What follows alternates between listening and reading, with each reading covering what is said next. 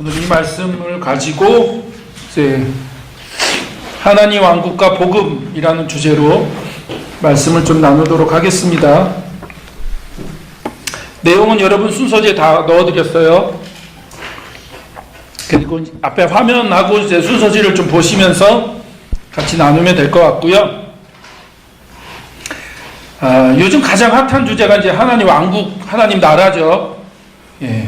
그래서 이제 저도 이제 언제 기회가 되면 좀 하나님 왕국, 하나님 나라에 대해서 좀 여러분하고 나눠야 되겠다 생각하고 있었는데, 마침 이제 요한복음이 끝나고 이제 새로운 이제 내용으로 여러분하고 나눠야 되는데, 이제 하나님 나라, 하나님 왕국에 대한 얘기를 좀 해야 되겠다라고 생각하게 됐습니다.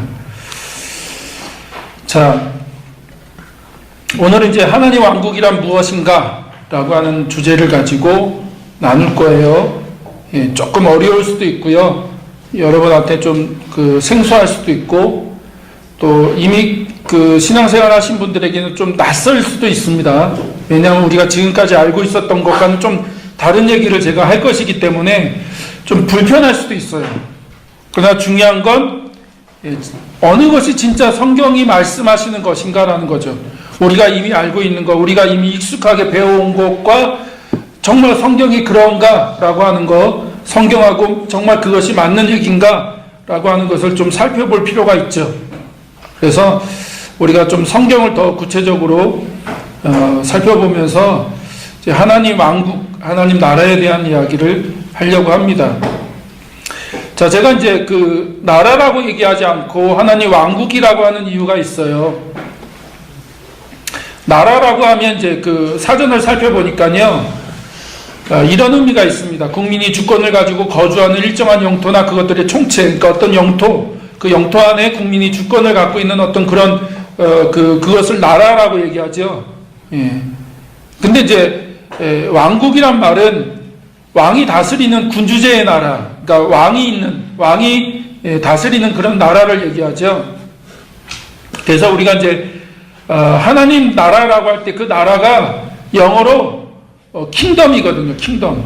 네이션이 아니라 킹덤이에요. 킹덤. 바실레이아. 그러니까 헬라어로 말하면 이제 바실레이아인데 그게 이제 킹덤. 곧 왕이 다스리는 나라. 그러니까 왕국이죠. 왕국. 정확하게 말하면 왕국이지 나라가 아닙니다. 근데 이제 우리가 나라라고 번역을 해놨기 때문에, 그리고 일반적으로 하나님의 나라라고 사용을 하니까 이제 그렇게 우리가 알고 있는데, 더 정확한 번역은 저는 왕국이라고 생각해요. 근데 이제 아마 왕국이란 표현을 잘 안 쓰는 이유가 이단이 쓰죠. 여호와 증인이. 여호와 증인이 자기들의 그 건물을 왕국회관이라고 하잖아요. 그래서 이제 왕국이라는 단어를 여호와 증인들이 쓰거든요. 그래서 이렇게 살펴보면 좋은 단어들은 다 이단들이 쓰는 것 같아요. 뭐 구원이니 뭐 왕국이니 좋은 단어, 성경에 정말 중요한 단어는 다 이단들이 갖다 쓰니까 오히려 그 단어를 쓰는 것이 어색해지는데, 저는 이제 나라라는 표현보다는 왕국이라는 표현이 더 맞다. 그래서 저는 이제 하나님 나라라고 하는 단어를 쓰기보다는 하나님 왕국이라고 얘기를 합니다. 자, 그래서 대한민국이 이제 나라잖아요. 왕국이 아니라. 그쵸? 대한민국 민주공화국이죠. 국민이 주권을 갖는. 그러나 이제 우리나라도 옛날에 왕국이 있었죠. 왕국이. 그쵸? 조선이 가장 대표적인 왕국이죠. 왕이 다스리는 나라잖아요. 그래서 우리가 가장 유명한 이제 왕이 세종대왕인데, 왕이잖아요. 왕. 그 왕이 모든 그 권력을 가지고 왕이 다스리는 나라. 그게 이제 왕국이다. 그렇게 이해하시면 될 것 같고요. 그러면 왜 하나님 왕국이 중요하냐?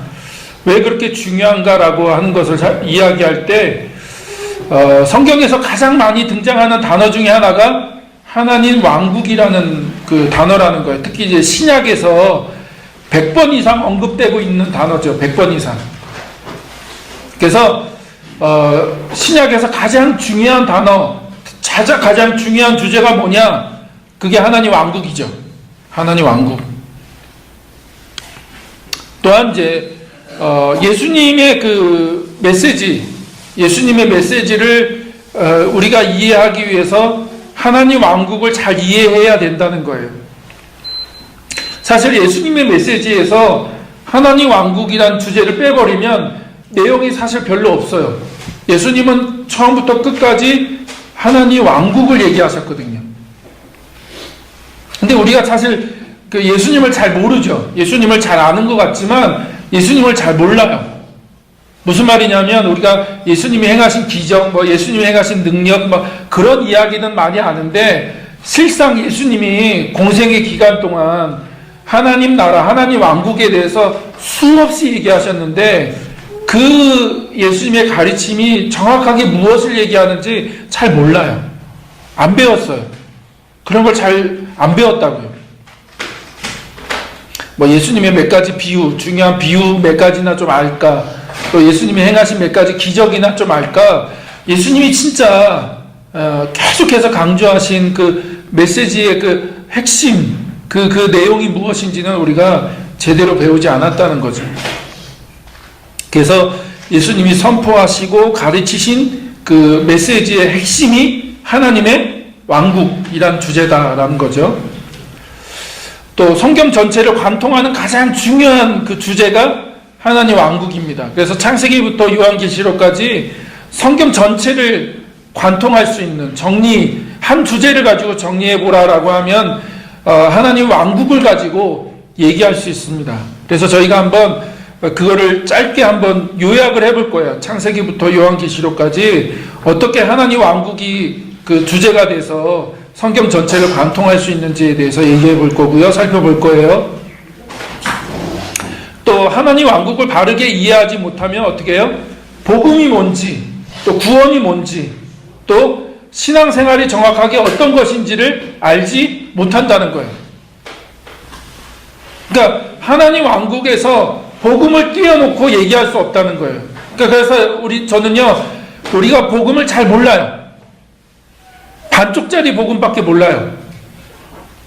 구원에 대해서도 우리가 잘 몰라요. 잘 모르고 있어요. 왜냐하면 하나님 왕국을 우리가 잘 모르기 때문에 그래요.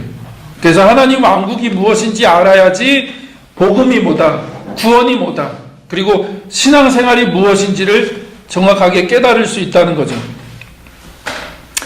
자, 성경적인 예를 찾아볼까요? 예, 성경을 다 찾을 수는 없고 앞에 화면을 좀 보시면 될 것 같은데요. 자, 마가복음 1장 1절에 보면 이렇게 시작하죠. 마가복음이 이렇게 시작합니다. 하나님의 아들 예수 그리스도의 복음의 시작이다. 예, 복음의 시작. 그쵸? 그러면 이제 복음에 대한 얘기를 하는구나 라고 하는 걸 우리가 알 수 있죠. 마가복음이 예수 그리스도의 복음에 대한 얘기를 하는구나. 그럼 복음이 뭐냐? 라는 거, 복음이 뭐냐? 많은 사람들에게 복음이 뭐예요? 라고 물어보면 뭐라고 대답해요? 조금 이제 배운 사람은 십자가의 죽음과 부활. 그쵸? 예수 그리스도의 십자가의 죽음과 부활이 복음입니다. 라고 얘기하는데, 그거는 반쪽짜리밖에 모르는 거예요. 마가복음은 시작하면서 예수님이 그 공생애를 시작하면서 그 복음의 시작이다라고 얘기하죠. 그럼 그 복음이 뭡니까? 그럼 저 나중에 있을 뒤에 나중에 있을 십자가의 죽음과 부활을 얘기하는 건가요? 그렇지 않다는 거예요. 그러면 복음이 뭐죠? 이제 15절에서 이렇게 얘기하죠. 15절에서 한번 밑에 걸 같이 한번 읽어볼까요? 때가 찼다. 하나님의 나라가 가까이 왔다. 회개하여라. 복음을 믿어라. 예. 그러면 예수님이 선포하신 복음은 뭐죠? 그 복음이 바로 하나님의 왕국, 하나님의 나라라고 하는 거죠. 예. 그래서 복음은 다른 게 아니에요. 하나님의 왕국, 하나님의 나라, 그게 복음이죠. 예. 이것도 나중에 한번 설명을 더 자세히 해드릴게요. 복음이 뭔지를 다음 주 정도에 제가 좀 더 구체적으로 설명을 드릴 기회가 있을 겁니다. 예. 근데 어떻든 우리가 여기서 확인할 수 있는 건 복음이 뭐냐? 그게 하나님 나라야, 하나님 왕국에 대한 이야기. 그게 복음이다라는 거죠. 또 우리가 이제 잘 아는 그 주기도문, 예수님이 가르쳐 주신 기도죠. 마태복음 6장 9절과 10절에 보면 예수님이 기도를 가르쳐 주셨는데 뭐라고 기도를 가르쳐 주셨습니까? 예, 하늘에 계신 그 아버지의 이름이 거룩히 여김을 받는 거. 그렇죠? 우리가 첫 번째로 기도해야 될 것은 아버지의 이름이 높임받고 거룩히 여김을 받는 거. 그 다음에 두 번째 뭘 구해야 돼요? 하나님 나라가 오게 해달라고. 하나님 왕국이 오게 해달라고 기도하라는 거죠. 그러니까 우리가 이걸 수없이, 어쩌면 저 같은 경우는 수천 번 했을 거예요. 수천 번. 그쵸? 근데 이게 무슨 의미인지 잘 모르고 하는 거예요. 우리가 이거를 무슨 의미인지 잘 모르고 그냥 계속 암송만 하는 거죠. 근데 예수님이 뭐라고 얘기하셨어요? 하나님 왕국이 임하게 해달라고 기도해라. 그리고 그 하나님의 왕국이 임하면 어떤 일이 이루어져요? 하늘에서 하나님의 뜻이 온전히 이루어진 것처럼 이 땅에서도 하나님의 뜻이 온전히 이루어지는 거죠. 예. 그래서 많은 사람들이 자꾸 주기도문을 예배 끝날 때 쓰는 거다 생각하는 것 같아요. 예, 목사가 없고 축도할 사람이 없으니까 예배 끝날 때 어떻게 끝내요? 주기도문으로 끝냅시다. 근데 주기도문은 그렇게 하라고 주신 게 아니죠. 예, 기도하라고, 실제적으로 기도하라고요. 그래서 저는 이제 아침에 기도할 그 기도 시간에 뭘 갖고 기도하냐면 주기도문을 가지고 기도해요. 주기도문으로. 그러니까 하나는 주기도문으로, 하나는 팔복을 가지고 기도하는데, 예, 주기도문을 가지고 기도하는 거죠. 매일매일 기도의 제목인 거죠.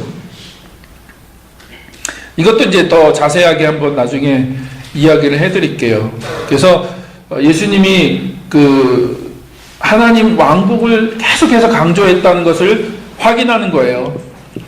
또 산상수훈의 핵심, 우리가 잘 아는 마태복음 6장 33절, 이거 너무나 유명한 구절인데 이것도 그냥 암송만 하고 있지 이 말씀이 정확하게 뭘 의미하는지 몰라요. 그냥 암송만 하고 있어요. 어릴 때 그냥 이게 너무 중요한 말씀이다. 저도 하도 중요하다고 암송하라고 그래서 머릿속에 암송은 하고 있는데 정확하게 뭘 의미하는지 몰라요. 그걸 설명 안 해줬어요. 자, 예수님이 뭐라고 하세요? 너희는 먼저 하나님의 나라, 하나님의 왕국과 하나님의 의를 구하라는 거예요. 그래서 그 앞에 뭐라고 얘기하세요? 무엇을 먹을까? 무엇을 마실까? 무엇을 입을까? 걱정하지 말라. 이건 이방인들이나 구하는 거다. 너희들은 그걸 위해서 기도하지 말라는 거예요. 너희들이 하나님이 너희들의 아버지면 무엇을 입을까? 무엇을 마실까? 무엇을 먹을까? 그런 거 갖고 기도하지 말라. 그러면서 뭐라고 하세요? 먼저, 그쵸? 가장 우선순위로 먼저 하나님의 왕국을 구하고 하나님의 의를 구하라는 거예요. 그러면 나머지 모든 걸 다 하나님이 더해 주실 거다. 근데 계속 하나님, 예수님이 뭘 강조하세요? 하나님 왕국에 대한 얘기를 하시죠. 그 다음에 이제 부활하시고 십자가에 죽으시고 부활하시고 승천하기 전에 예수님이 이제 제자들에게 여러 번 나타나셨죠. 사도행전 1장 3절에 보니까 40일 동안 나타나셨는데 40일 동안 여러 차례 제자들에게 나타나셔서 뭘 하셨습니까? 네, 1장 3절에 보니까 하나님 나라, 하나님 왕국에 관한 일들을 말씀하셨다는 거예요. 예수님이 제자들에게 마지막으로 승천하기 전에, 그러니까 하늘 아버지께 돌아가시기 전에, 되돌아가시기 전에 예수님이 제자들을 모아놓고 정말 마지막으로 가장 중요한 얘기를 하셨는데 그게 뭐예요? 하나님 왕국에 대한, 하나님 나라에 대한 이야기를 하셨다고요. 그러니까 중요한 거죠. 그쵸? 또 사도행전 28장 31절, 이게 이제 사도행전 마지막 구절이거든요. 그래서 이제 많은 사람들이 복음서 이후로 지나면 하나님 나라에 대한, 하나님 왕국에 대한 이야기가 별로 없다고 얘기하는데 그렇지 않아요. 28장 31절에 보니까 뭐라고 얘기해요? 사도 바울이 하나님 나라, 하나님 왕국을 전했다는 거예요. 그쵸? 아무런 방해를 받지 않고 아주 담대하게 하나님 나라, 하나님 왕국에 대해서 전하고 가르쳤다는 거예요. 그러니까 사도들이 전한 메시지의 핵심도 뭐예요? 하나님 왕국에 대한 이야기를 했다고요. 사도들도. 자, 그 다음에 요한계시록 11장 15절 보면 하나님 나라, 하나님 왕국이 완성이 되는데 이렇게 얘기하죠. 세상의 나라는 우리 주님의 것이 되고 그리스도의 것이 되었다. 그래서 주님이 영원히 다스리실 것이다. 조금 이따 이제 하나님 왕국이 뭔지를 얘기할 텐데, 하나님 왕국이 뭐냐, 하나님 나라가 뭐냐, 하나님이 다스리신다는 거예요. 하나님 다스리신다. 근데 요한계시록에 뭐라고 선언해요? 천사들이 주님이 영원히 다스리실 것이다 라고 선언한다고요. 그게 하나님 나라가, 하나님 왕국이 완성되어지는 걸 얘기하는 거죠. 그러면 신약 전체가 하나님 왕국에 대한 얘기예요, 사실. 예수님 메시지의 핵심이고 사도들이 그걸 얘기했고, 또 요한계시록에 가면 이제 마지막 날 이제 모든 것의 완성, 회복을 얘기할 때 그게 결국 하나님 왕국에 대한 얘기죠. 자, 그러면 하나님 왕국이 뭐냐? 이제 영어로 킹덤 오브 갓이죠. 킹덤 오브 갓. 그러니까 헬라어로 얘기하면 바실레이아 투 데우. 그러니까 바실레이아라고 하는 건 왕국이란 얘기고요. 데우는 하나님이란 얘기입니다. 그러니까 하나님의 왕국이란 얘기인데요. 하나님의 나라, 하나님의 왕국이라는 의미인데, 여기서 왕국은요, 영토 개념이 아니에요. 영토 개념. 영토란 말은 공간이란 거잖아요. 그렇죠? 공간의 개념이 아니다. 어떤 공간적인 개념이 아니에요. 대신 통치, 하나님의 통치, 하나님의 왕권, 그러니까 왕의 통치가 임하는 곳, 왕의 통치가 이루어지는 곳, 그런 어떤 추상적인 개념이다. 공간적인 개념이 아니에요. 그래서 하나님의 왕국은 하나님의 왕권, 하나님의 통치권을 얘기하는 거죠. 이해되세요? 예, 그렇게만 좀 알고 계시면 좋겠습니다. 제가 더 자세하게 설명을 드릴게요. 그래서 하나님 왕국은 뭐냐? 죽어서 가는 저 어떤 공간을 얘기하는 게 아니에요. 저 하늘 너머에 어떤 공간, 좋은 공간, 뭐 황금과 막 보석으로 된 그런 공간을 얘기하는 게 아니라고요. 어떤 공간을 얘기하는 게 아니라 하나님 왕국은 하나님의 통치권, 하나님의 왕권을 얘기한다. 자, 그래서 국가의 3요소가 있죠. 국가의 3요소. 국가를 이루기 위해서는 국민, 주권, 영토라고 하는 그 3요소가 있잖아요. 근데 하나님 왕국은 5가지 요소가 있습니다. 보세요. 왕이 있고요. 그 다음에 왕이 다스리는 백성이 있고, 그 다음에 땅이 있어요. 물론 이제 더 설명을 드리겠지만 성경은 계속 땅을 얘기해요. 어떤 공간을 얘기하긴 해요. 공간을. 어떤 공간을 얘기하긴 하는데 하나님 나라가 그 공간을 국한되어 있지는 않은데 성경은 계속 땅을 얘기하죠. 그리고 그 땅 안에 백성이 있고요. 그 다음에 하나님이 주시는 법이 있죠. 법, 말씀, 율법이든 하나님의 말씀이든, 그리고 또 하나님의 통치가 있죠. 그래서 요거를 머릿속에 좀 잘 그려두시면 성경이 이걸 계속 얘기해요. 예를 든다면요, 에덴 동산을 생각해 보십시오. 에덴 동산이라는 땅이 있죠. 그쵸? 땅. 거기에 누가 있어요? 아담과 하와가 있고요. 그리고 하나님이 뭐라고 말씀하세요? 선악과는 먹지 말아라. 그쵸?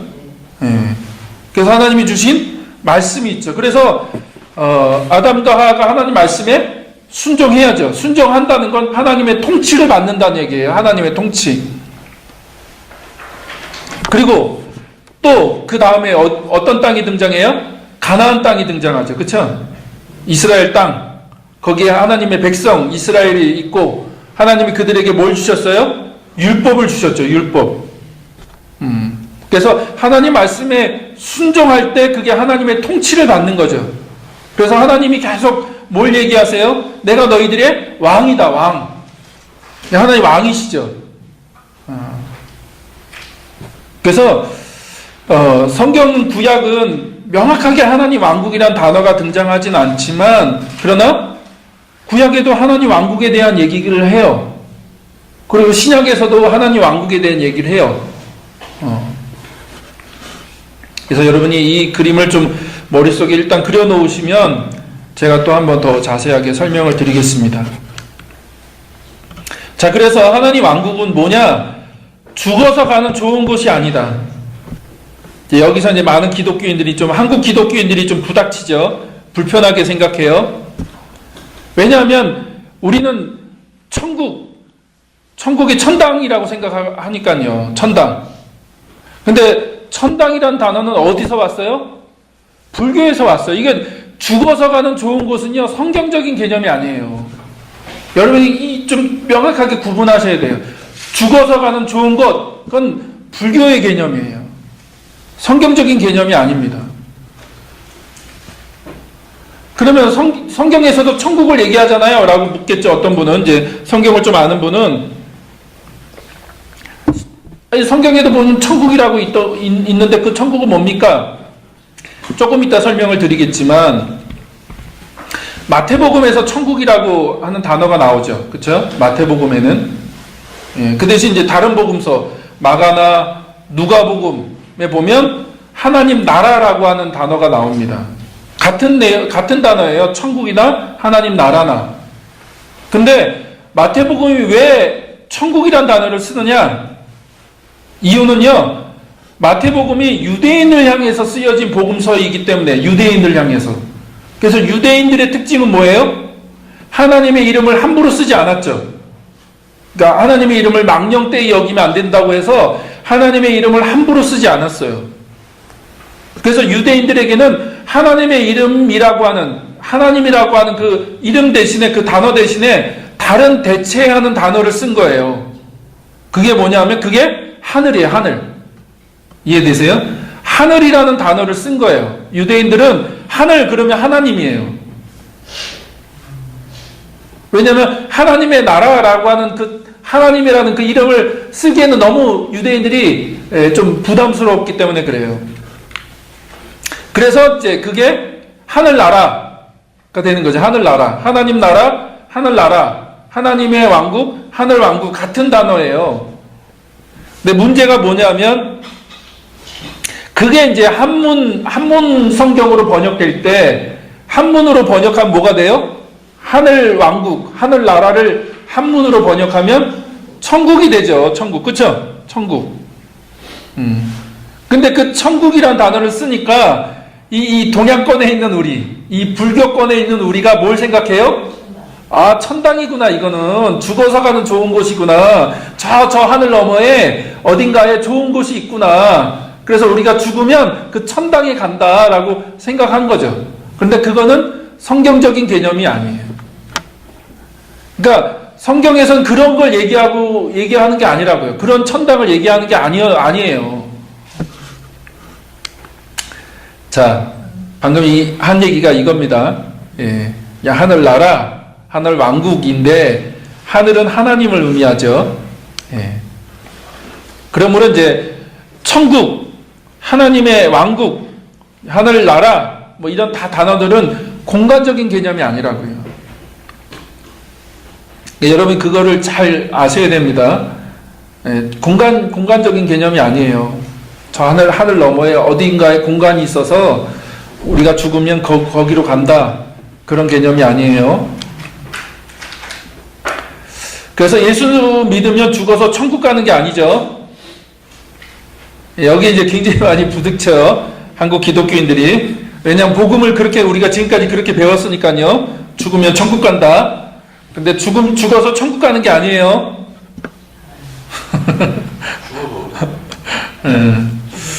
자, 그걸 얘기를 드릴게요. 그래서 죽으면 천국 간다는 개념보다 죽으면 부활한다는 개념이 더 성경적인 개념이에요. 죽으면 천국 가는 게 아니라 죽으면 어떻게 돼요? 우리는 부활해요.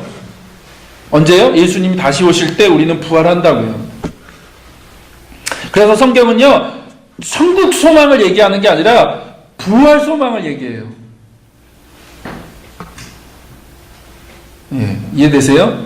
예, 그래서 성경은 천국 소망, 죽어서 천국 가는 소망을 얘기하지 않고 성경은 부활에 대한 소망을 얘기하죠. 그래서 여러분 다시 한번 읽어보세요. 서신서를, 특히 바울 서신서를 읽어보면 바울이 죽어서 천국 갈 것을 소망하지 않고 뭘 소망해요?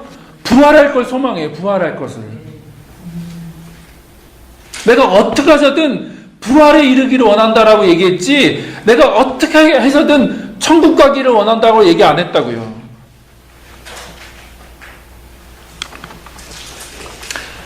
그래서 신자가 죽으면요, 하나님 품으로 간다, 그리스도의 곁으로 간다라고 얘기해요. 성경은 그것을 하늘이라고 얘기합니다.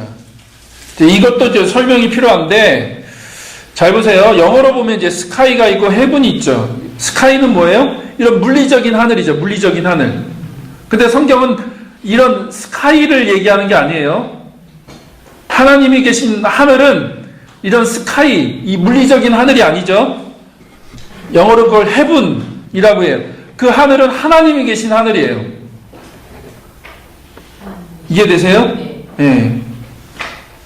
이게 잘 구분이 되셔야 돼요. 그러니까 자꾸 하나님이 계신 곳이 하늘인데 그 하늘은 이런 물리적인 하늘이 아니다. 하나님이 계신 곳이 하늘인데, 신자가 죽으면 어디로 가요? 하나님 품으로 가요. 그리스도의 곁으로 갑니다. 천국 간다고 얘기하지 않았어요, 성경은.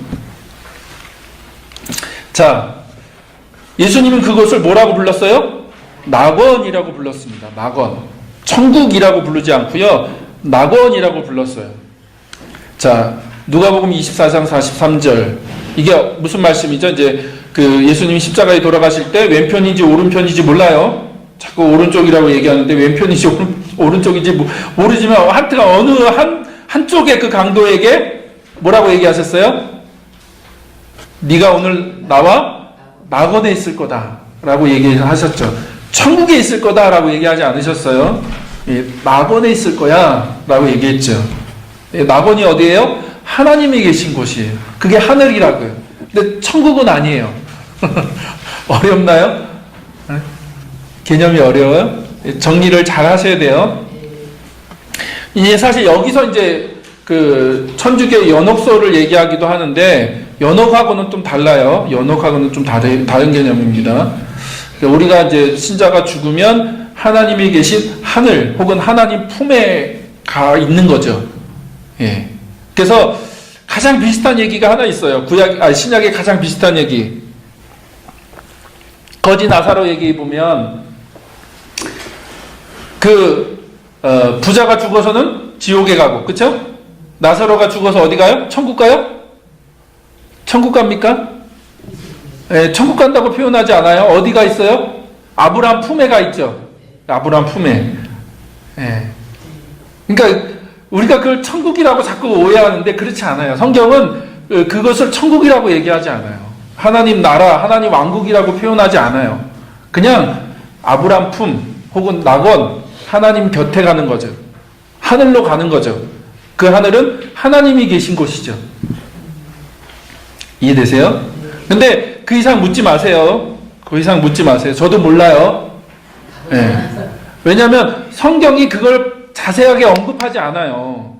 이해하세요? 성경이 예수님도 그걸 자세하게 얘기하지 않으세요. 왜 얘기하지 않으셨을까? 몰라요.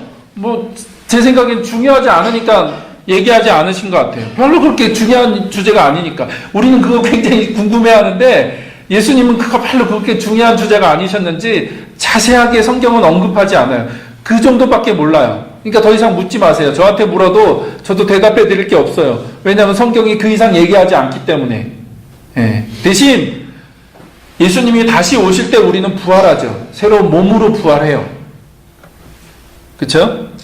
그래서 새하늘과 새 땅, 나중에 이것도 설명드릴게요. 새하늘과 새 땅에 들어가는데 그것은 저 하늘로 가는 게 아니라 이 땅이, 우리가 사는 이 땅이 갱신되죠. 바뀌어진다고요. 바뀌어진다.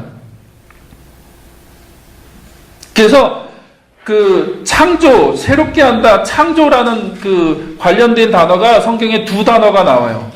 하나는 아예 없는 것을 만드는 창조가 있고요. 두 번째는 있는 것을 새롭게 하는 창조가 있어요. 그러면 잘 보세요.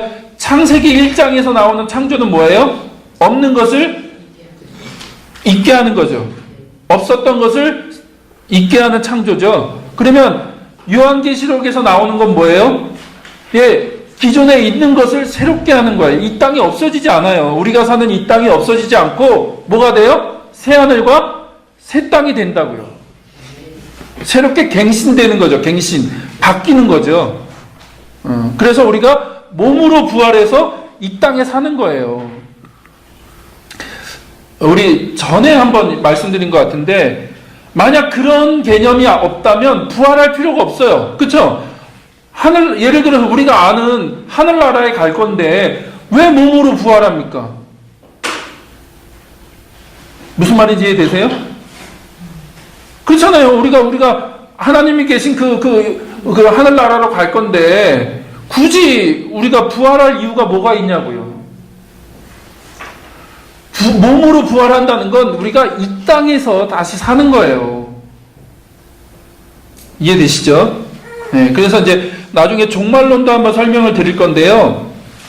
예수님이 다시 오실 때 우리가 들림받잖아요. 그걸 뭐라고 해요? 네? 휴거라고 하죠. 그래서 우리가 알고 있는 휴거도 굉장히 잘못된 거예요. 전혀 성경적이지 않습니다. 네. 그러니까 들림받는다는 건 뭐예요? 그게 무슨 의미인지 아세요? 예를 들면 이런 거예요. 왕이 전쟁터에 나가서 승리했어요. 그리고 이제 다시 돌아와요. 그러면 그 왕을 어떻게? 환영하러 나가는 거죠. 그쵸? 환영하러. 그 승리한 왕을 성 안에 있던 백성들이 왕이 전쟁에 나가서 승리하고 돌아와요. 이제 군대를 끌고 그러면 그 왕을 환영하러 문 밖으로, 성 밖으로 나가는 거죠. 그쵸? 나가서 막 이제 왕을 환영하는 거죠. 그게 이제 들림받는 거예요. 휴거가 그런 의미가 아니에요. 우리가 알고 있는. 그러니까 휴거라는 것도 굉장히 잘못 알고 있는데, 성경에서 우리가 들림받는다는 건 다시 오실 예수님을 어떻게 해요? 맞이하러 가는 거예요. 맞이하러. 그래서 그 예수님을 맞이한 다음에 어떻게 다시 와요? 다시 돌아오는 거죠. 성으로.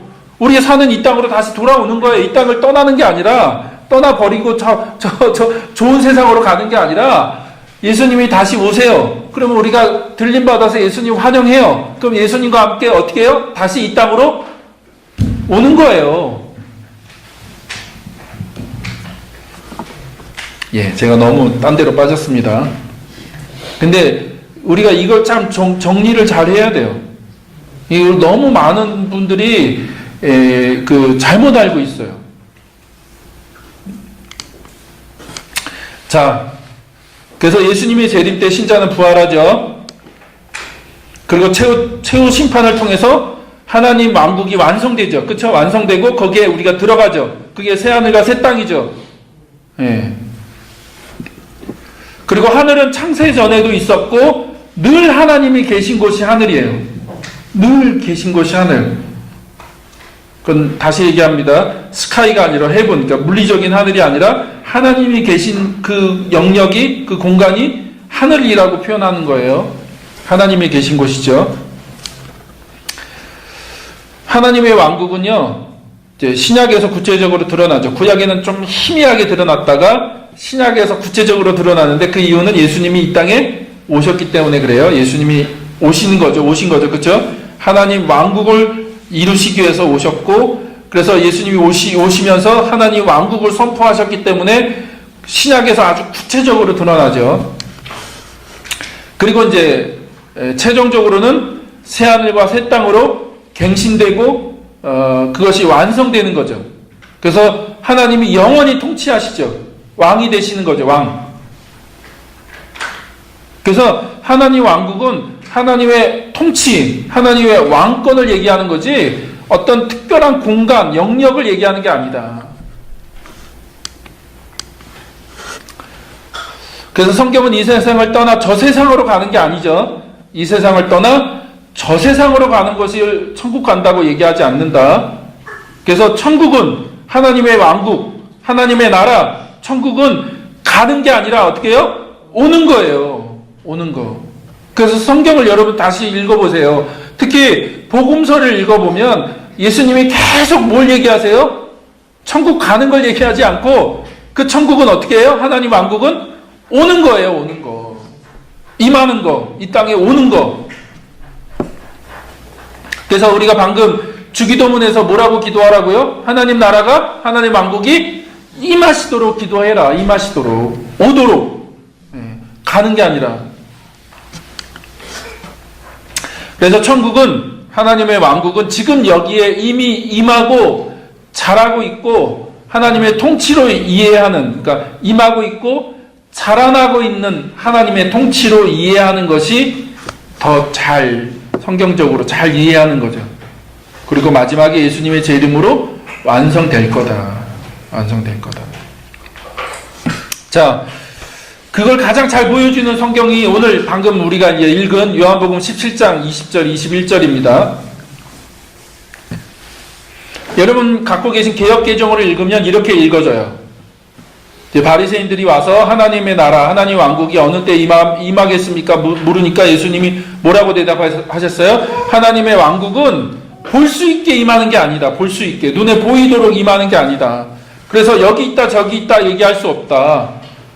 하나님의 왕국, 하나님의 나라는 너희 안에 있다라고 얘기하죠. 이게 이제 너희 안에, 영어로 보면 in이라고 되어 있는데, 그래서 너희 안에 있다라고 이렇게 이제 번역을 해 놓으니까 우리가 어떻게 가르쳤어요? 하나님 나라는 어디에 임해요? 우리 마음에 임하는 거로 얘기했죠. 우리 마음에 임하. 하나님 나라는, 하나님 왕국은 우리 마음에 임하는 거예요. 왜냐하면 너희 안에 있다고 얘기하니까. 그렇죠? 그래서 우리가 예수님을 믿고 복음을 들으면 그냥 마음에 평안해지는 거, 마음에 위로받고 평안해지고, 이 마음에 격려를 받고, 이 마음이 하여튼 천국이 되는 거예요. 이 마음이. 그래서 내면의 천국화, 내면이 천국이 되는 거에 대해서 계속 얘기했죠. 그게 마치 복음인 것처럼. 근데요, 이게 성경을 잘못 번역한 대표적인 예예요. 너희 아니라고 번역을 해놓으니까 이런 이제 오류가 생기는데, 새 번역은 그걸 고쳐놨습니다. 새 번역은 그걸 고쳤어요. 자, 다시 한번 읽어볼까요?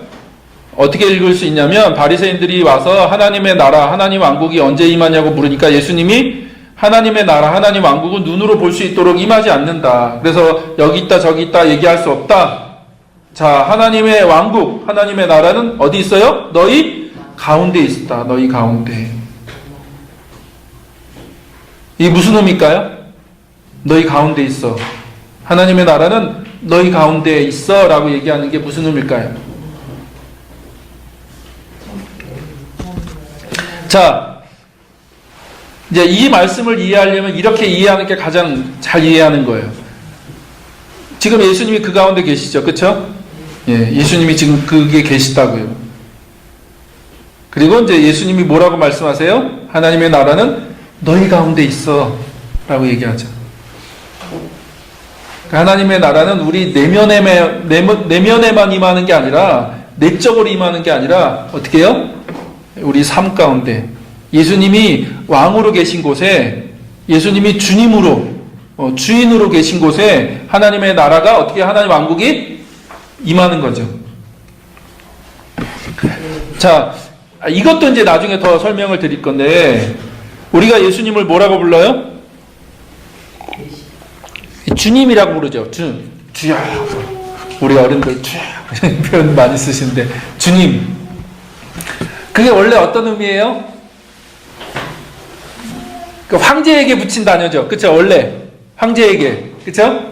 황제, 로마 황제에게 붙인 단어라고요. 시저에게 붙이는 단어. 그래서 이제 나중에 복음에 대한 얘기할 때 더 얘기할 건데, 초대교회가 왜 핍박을 받았습니까? 로마가요, 종교에 대해서 굉장히 좀 포용적인 정책을 썼어요. 다른 나라의 그 문화와 종교에 대해서 많이 포용적인 정책을 썼다고. 근데 유독 왜 기독교를 박해했나요? 엄청난 박해를 했거든요. 우리가 신약을 읽어볼 때 대부분의 신약의 그 책들이 그 네로 황제의 박해, 그쵸? 초대교회 엄청난 박해를 배경으로 갖고 있는데 어마어마한 박해를 받았죠. 왜 받았죠? 박해를? 다른 게 없어요. 가장 큰 이유가 뭔지 아세요? 황제를 주님이라고 불러야 되는데, 그러니까 주님은 황제밖에 없어요. 주인이니까 주인. 왕이라는 의미고 주인이라는 의미거든요. 네. 그러니까 그거는 황제에게만 붙이는 단어죠. 근데 그리스도인들이 그 단어를 누구에게 붙여요? 예수님께 붙이니까. 그래서 네 삶의 주인이 누구야? 주님이 누구야? 물어보는 거죠. 황제야? 예수님이야? 근데 그리스도인들은 예수님이 내 삶의 주님이시죠. 주인, 왕. 그러니까 이게 하나님 왕국이라는 개념을 갖게 되면요, 이 주님이라는 단어가 그런 의미구나. 우리는 종교적으로 부르자. 그냥 예수님을 그냥 주님, 주여, 주여 이렇게 너무 종교적으로 익숙해 있는데 그 단어는 그런 의미가 아니죠. 진짜 네 삶의 주인이 누구냐, 네 삶의 왕이 누구냐를 묻는 거예요. 근데 지금 예수님이 거기에 주인으로, 주님으로 와 계시죠. 그쵸? 지금 계시잖아요. 그러니까 예수님이 뭐라고 얘기하는 거예요? 하나님의 나라, 하나님 왕국이 지금 너희들 가운데 있다라고 얘기하시는 거죠. 너희들 안에 있다라고 얘기하지 않고 너희들 가운데 지금 하나님의 왕국이 있다라고 얘기하시는 거예요. 자, 비슷한 이제 성경이 마태복음 12장 27절 한번 볼까요? 이 말씀도 이제 그런 의미죠. 이제 예수님이 막 귀신을 쫓아내고 막 기적을 행하니까 많은 사람들이 이제 귀신의 왕 바알세불의 그 힘을 빌어서 귀신을 쫓아낸다고 하니까 예수님이 이런 얘기를 하시는 거죠. 그렇죠? 근데 뒷부분에 뭐라고 하세요?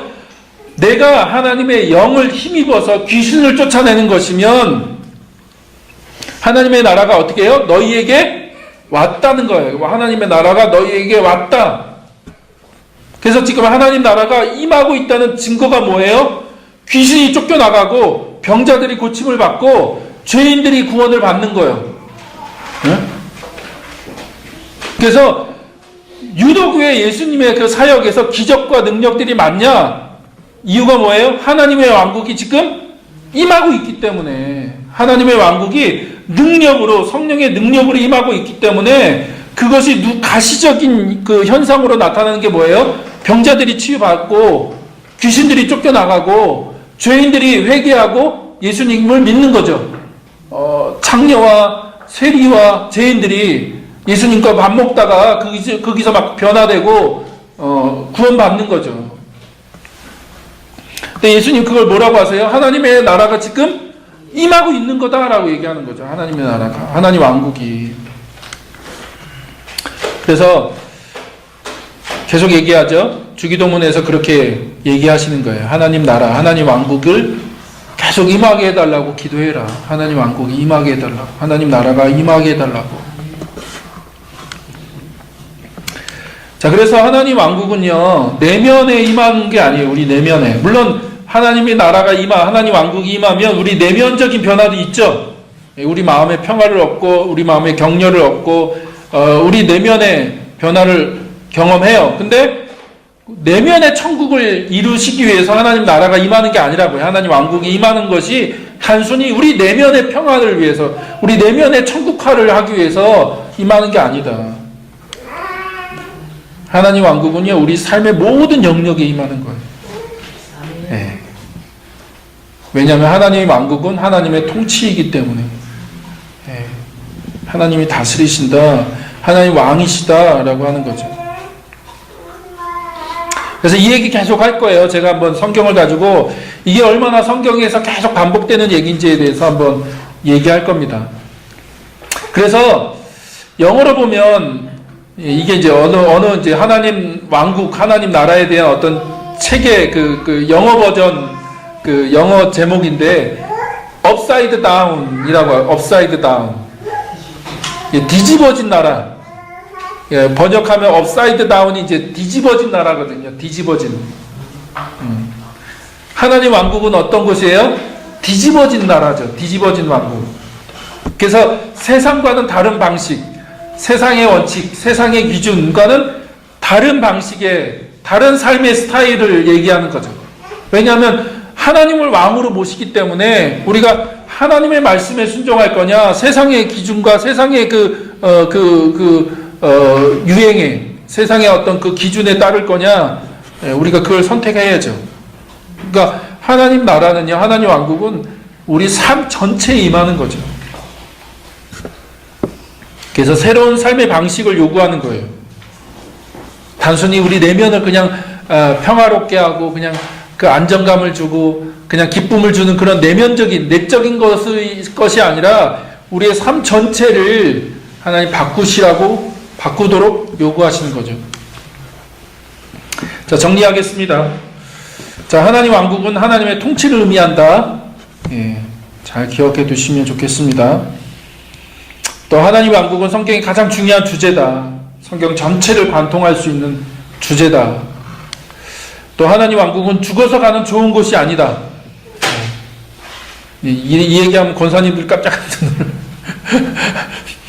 신앙생활 오래 하신 분은 막 굉장히 충격받으시는데, 저 이단 아니야? 막 그런 얘기도 하시는데, 그렇지 않습니다. 그다음 하나님 왕국은 지금 이 세상에 임하고 있는 거예요. 임하고 있고, 그것이 나중에 완성될 거라는 거예요. 예수님 다시 오실 때 완성될 거라는 거죠. 그래서 하나님 나라를, 하나님 왕국을 이 땅에 임하게 하는 그 공동체로서 교회가 존재하는 거예요. 교회가 뭐냐? 교회가 도대체 뭐냐라고 얘기할 때, 교회는요, 하나님의 왕국을 이 땅에 임하게 하는 그리스도의 몸이죠. 그렇게 교회를 설명하지 않으면 교회를 우리가 성경적으로 제대로 이해하지 못하는 거예요. 그러니까 이게 하나님 왕국을 이해해야지 구원, 복음, 또 신앙생활에 대한 이해가 완전히 달라지는 거죠. 자, 그래서 이렇게 오늘 좀 얘기를 마치도록 하겠습니다. 뭐 여러분 안에 여러 가지 질문이 있을 수도 있어요. 그러나 우리가 이제 앞으로 계속해서 하나님 왕국에 대한 얘기를 해갈 거니까 그 부분에서 그런 얘기를 좀 계속 다뤄갔으면 좋겠고요. 우리 안에 새로운 좀 생각의 전환들이 일어나기를 주이름으로 축복합니다. 우리 같이 기도할까요?